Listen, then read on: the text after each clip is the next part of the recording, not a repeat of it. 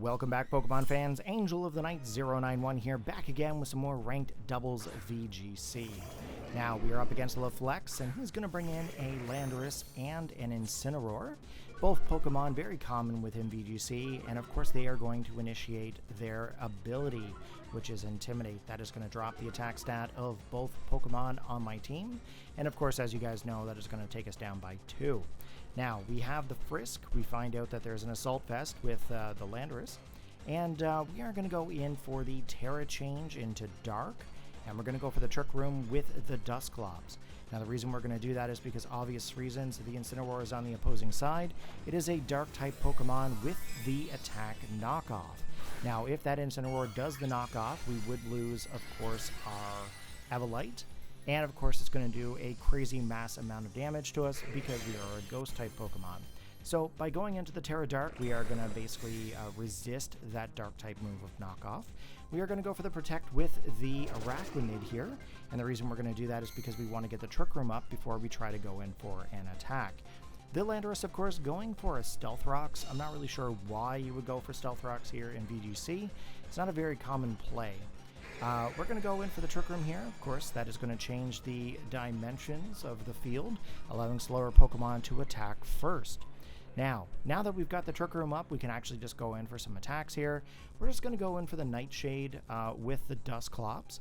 And of course, at this point, I'm thinking to myself, okay, like, what are the stats here? Like, what's going on? Would they set up? We get the lock-in for the Nightshade into the Landorus. And of course, we want to go in for the Liquidation into the Incineroar. Now, if we didn't get the attack drops, I'm thinking we would have probably been able to take out the Incineroar here. But that's okay, guys. The Incineroar is going to go for the U-turn, go back to Leflex's team, and he's going to send out another fresh Pokemon. Now, in this situation here, he's going to bring in Urshifu, the Galarian champion. And of course, this is the single strike Urshifu, which is Dark and Fighting.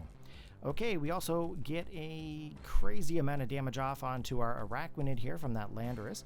I believe, if I'm not mistaken, that was like a Stone Edge here. We're going to go in for the Nightshade again, and then of course we're going to go for the Liquidation into the Landorus. Of course, you guys know that within VGC, Protect is a very common play.